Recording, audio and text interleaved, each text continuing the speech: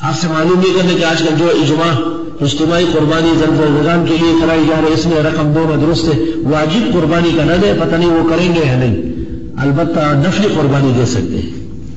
واجب قربانی خود کر لے، ایک سے زیادہ قربانی ہے پر نفلی ہے۔ عید کی نماز کے بعد دعا مانگنا مناسب نہیں ہے۔ ہم کافی عرصے سے عیدگاہ میں تقی صاحب کی امامت میں عیدگاہ میں پڑھتے ہیں، جہاں بعد از دعا خطبہ ہوتی ہے، اس کی وضاحت بعد از دعا خطبہ ہوتی، یہ سمجھ میں نہیں آیا۔ ممکن ہے کہ دارالعلوم والوں کا کچھ فرق آیا ہو، وہ بتدریج تبدیل ہو رہا ہے، لیکن مولانا مفتی محمد شفیع صاحب اور ان کے اساتذہ وہ سب کے سب نماز عید کے بعد بھی خطبہ عید کے بعد دعا مانگتے تھے، اور اس پر میرا مضمون اس وقت شائع ہوا ہے جب پاکستان فقہا اور مفتیوں سے بھرا ہوا تھا۔ مفتی اعظم پاکستان مفتی ولی حسن کی تصدیق کے ساتھ بلوری ٹاؤن سے البینات میں میرا فتویٰ شائع ہے، اور حضرت بنوری نے اس پر لکھا ہے، حضرت مولانا مفتی ولی حسن نے حضرت بنوری کے بارے میں لکھا کہ آج سے 15 سال پہلے راقب کی موجودگی میں حضرت بنوری نے نماز عید پڑھائی اور عید کے بعد خطبہ دیا اور خطبے کے بعد دعا مانگی۔ مفتی اعظم ہند مولانا مفتی کفایت اللہ صاحب نے بھی خطبے کے بعد دعا کو بہتر کہا ہے۔ مولانا مفتی رشید صاحب نے بھی افصل الفتاوی میں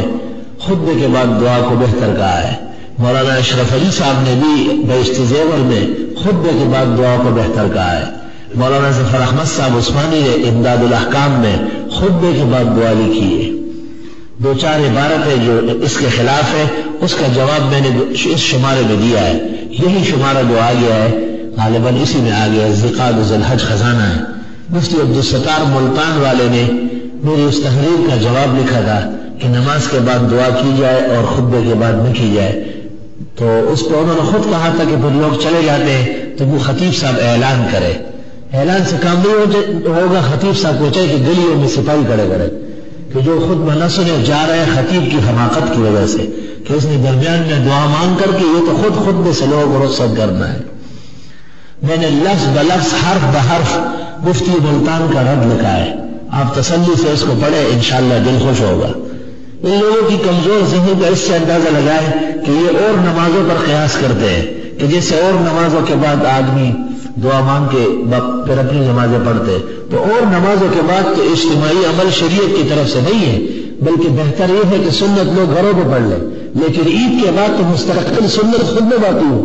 آپ کیسے دعا مانگ کر کے لوگوں کو رخصت کروائیں؟ ہمارے نزدیک دلائل دین کی روشنی میں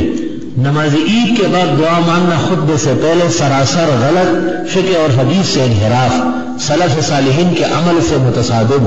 اور خطبے کے بعد دعا مانگنا ہر اعتبار سے خیر و برکت کا باعث۔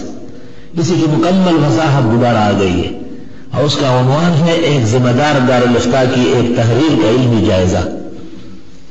عید الاضحیٰ کو نماز سے پہلے کچھ نہ کھانا سنت ہے، معلوم یہ کرنا کہ یہ صرف صاحب قربانی کے لیے سنت ہے، جو دوسروں کے گوشت کے انتظار میں اس غریب کے لیے کہاں سنت ہے۔ ایک عورت اپنے بیٹے کے ساتھ حج پر روانہ ہوئی اور پیچھے اس کے شوہر کا انتقال ہو جائے تو وہ عورت عدت پوری کرے۔ فقہا نے تو یہی لکھا ہے کہ عدت کی وجہ سے حج سے رہ جائے گی، لیکن اس وقت حج اپنے اختیار میں تھا، اس زمانے میں جانا اختیار میں نہیں ہے، اس لیے عدت واجب ہے اور حج فرض ہے، لہذا حج کے لیے چلی جائے، عدت کی ضرورت نہیں، عدت رفع ہو جائے گی۔ ذی الحج کی 1 تاریخ سے لے کر 10 تاریخ تک جن کے ذمہ قربانی ہے ان کے لیے ناخن مونچھے یا دوسرے جسم کے دوسرے بال نہ لینا مستحب اور بہتر ہے، اور جن کے ذمہ قربانی نہیں ہے وہ بھی تشبہ کر لے تو بہتر ہے۔ گھر کے افراد کے 5 حصے پورے ہیں، بقایا 2 حصے نانا دادا کے مخصوص کر رہے ہیں یا عام حضرت صلی اللہ علیہ وسلم کے لیے، جس طرح کرنے چاہے درست ہے۔